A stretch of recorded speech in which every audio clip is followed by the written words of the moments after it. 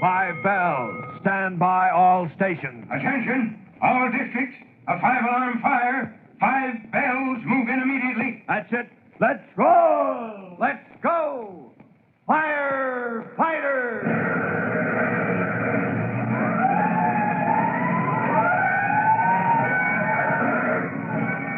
Presenting Firefighter, the true-to-life story of our unsung heroes who stand ready to ride by day or night against our most murderous enemy, the demon of fire. In just a minute, we'll join Chief Cody and Tim. They have just left Mushnoski's apartment after finding that he has not been home all day, but finding during their visit a very incriminating piece of evidence that may closely link Mushnoski with a case of the counterfeit plates. They saw a pair of tweed pants that seemed to match the tweed coat the plates were wrapped in that Mushnoski and Tim found at the bottom of the river. But before we learn the next thrilling development, here's an important message.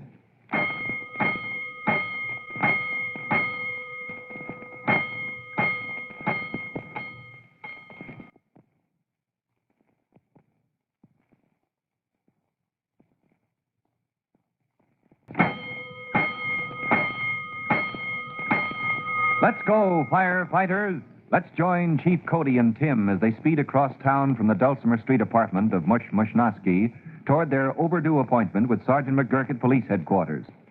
The Chief and Tim have made a rather disturbing discovery in the living room of Mush's apartment. And Tim is saying to Chief Cody, Gee, Chief, do you think maybe we ought to have taken that pair of tweed pants for Sergeant McGurk to examine? That's police business, Tim. Nothing for the fire department to get into. We'll tell McGurk about it, of course, but from then on, it's up to him. Yes, sir, but... Well, it does look bad for Mush, doesn't it? It doesn't look good, Hooksy.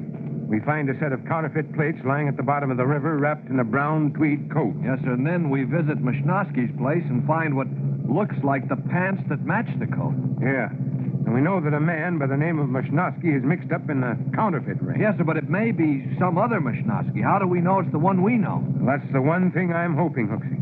That the guy who owns that coat and those pants is another Mushnoski. Yeah, but how to prove it is another matter. Oh, gee, that ought to be simple, sir. Just find him and ask him. Yeah, that would be very simple, only he seems to be missing at the moment. Yeah, I wonder what's got into the guy, busting off like that. Say, Chief, what about his cousin? He has a cousin, I know. Maybe do you know his cousin's name by any chance? Well, no, sir. I never heard him say. He's always been pretty vague about his family. It wouldn't be Stanislaus, would it? Gee, you got me. Why? Well, that's the name of the Mushnoski that McGurk's been tailing, he says. The guy he thinks may have dropped the plates in the river. Well, then if it is, what's he so anxious to see Mush for? Well, that name is too uncommon to go unnoticed in a situation like this. Especially when our man suddenly pulls a disappearing act. He thinks there's a connection. From the shape of things right now, he may be right. Oh, gee, if we could only find Mush, I know he'd have an explanation. Well, all I've got to say is he'd better. Meanwhile, there's police headquarters, and we've got a little interview on our hands. I sure hate to think what McGurk's going to say when he learns Mushnoski is missing. Chief Cody and Tim lose no time mounting the stairs to the detective's quarters. As they enter the room, they're greeted by the voice of Sergeant McGurk. Hello, Chief. You're late. Where's your man Mushnoski? Now, take it easy, McGurk. We haven't located him yet. We stopped at his apartment, but he hasn't been home. That's bad. Any idea where he might be? Well, he may have gone back to the rescue station. I'm going to check by phone. You better do that. I want to see that man. Strikes me as mighty strange that the man who finds the plates at the bottom of the river and the man who we're pretty sure dropped them there are both named Mushnoski. I'll give rescue a ring right away. Here's the phone. Meanwhile, there's a few questions I'd like to ask Collins here. You're the one that brought the plates up, aren't you? That's right. You see, I was down on a practice dive, Now, see here, McGurk. Collins knows nothing about this thing. He was simply carrying out instructions. But he was working closely with Mushnoski, wasn't he? That's right, but the kid's clear. Now, take my word for it. I'm not saying anything about Mushnoski because I don't know yet. But Collins is okay. Now, I'll vouch for that. Okay, we'll let Collins go for now, but get Mushnoski. Operator, get me the fire rescue station. Oh, hello. Is that you, Mike? Chief Cody, listen. Has Mushnosky reported in there? Okay, check and hurry. Yeah? Yeah, I see. No, that's all for now. Thanks, Mike. Well, he reported in with the diving equipment a couple of hours ago and left. Oh, where did he say he was going, Chief? Home. See? Gee, we just came from there. Well, Chief, it looks like your man Mushnowski has taken a powder. Yeah, as much as I hate to admit it, it does. And I don't like it. Especially after... Especially after what, Chief? Especially after what we just discovered over in his apartment. What's that? You know that tweed coat the plates were wrapped in? Yeah, I got it right here. Yeah. Well, if you'll drop in at 113 Dulcimer Street, I think you'll find the tweed pants that match that coat. Good gosh, man, why didn't you tell me before? That's an important clue. I'm telling you in time, they're still there. Don't worry. This may be the thing we need to break this case. I was hoping we'd find Mushnosky and let him supply some of the answers, but now it looks like you're going to have to dig them up yourself, McGurk. Don't worry, I will. I'm on my way to Dulcimer Street right now. Oh, what about Mushnosky? You're still going to need him, tweed pants or no tweed pants. I'll find him. If it takes every man on the force, I'll find him. I still can't believe one of my men is tangled up with a counterfeit gang. I still believe it may be another Mushnosky. But to find out for sure, we've got to find Mush. So if there's anything we can do, just let me know. Right, Chief. I'll see you later. Oh, McGurk, before you go. Yeah? There's an old lady at Dulcimer Street, Mush's mother. Now, she knows nothing about this, I'm sure. Try to be a little easier on her, won't you? Why, sure, Chief. Make it as easy as I can. Well, thanks. She thinks the world of her son. When Sergeant McGurk said he'd find Mushnosky if it took every man on the force, he meant just that. But sometimes finding a man isn't so easy, especially if that man doesn't want to be found. And apparently Mushnosky didn't want to be found. 3 days have gone by now, and Sergeant McGurk and his men have scoured every block of the city. But Mush is still missing. Down at fire headquarters, Tim is talking the situation over with Chief Cody. You know, Chief, I still don't think Mush is guilty of anything. I don't know, Hooksy. I thought so, too, until he turned up missing. Now I'm not so sure. But the tweed pants turned out to belong to his cousin. Yeah, that's cleared up at any rate. Now McGurk's looking for Mush and his cousin. And I have a feeling that Mush is afraid. He probably knows his cousin's mixed up with a counterfeit gang, and he's scared the police will implicate him, too. How do we know he isn't in cahoots with his cousin? I just can't believe it, Chief, knowing Mush as I do.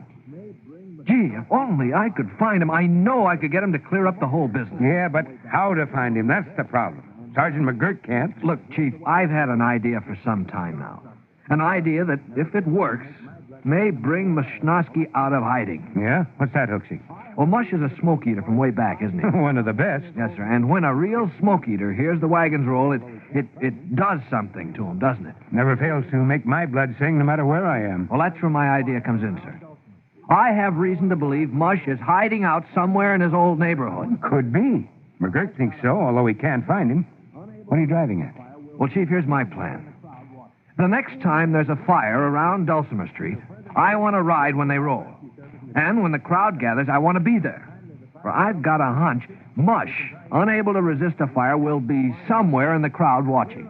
Yeah, good idea, Tim. Until further notice, you're pulled off rescue service and assigned to headquarters company.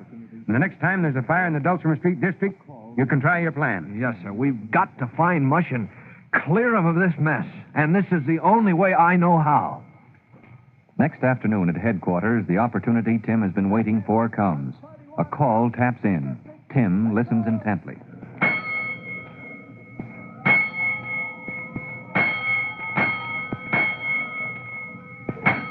That's it. 131, the Dulcimer Street District. Let's roll!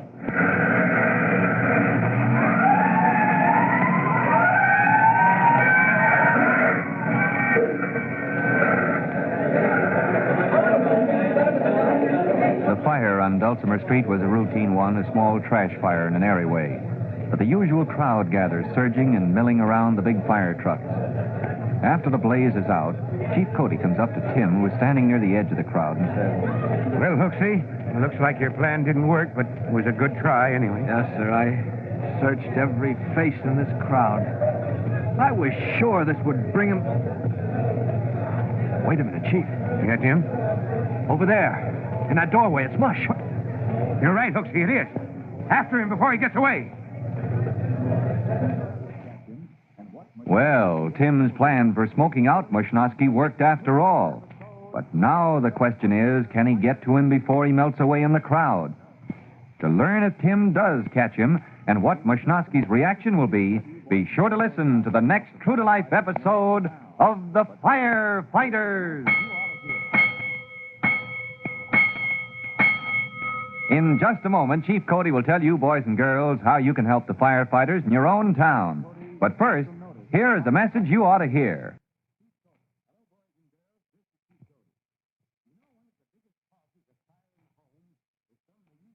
And now, Chief Bob Cody with a special notice for the Firefighters Brigade. Chief Cody. Hello, boys and girls. This is Chief Cody. You know, one of the biggest causes of fire in the home is from the use of inflammable liquids for cleaning.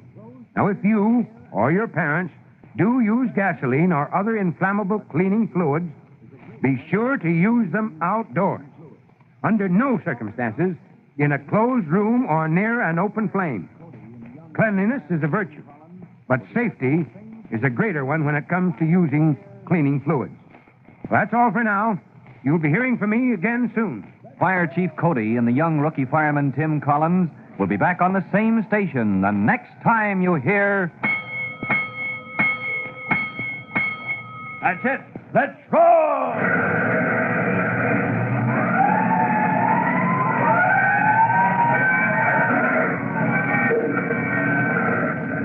Let's go! Firefighter!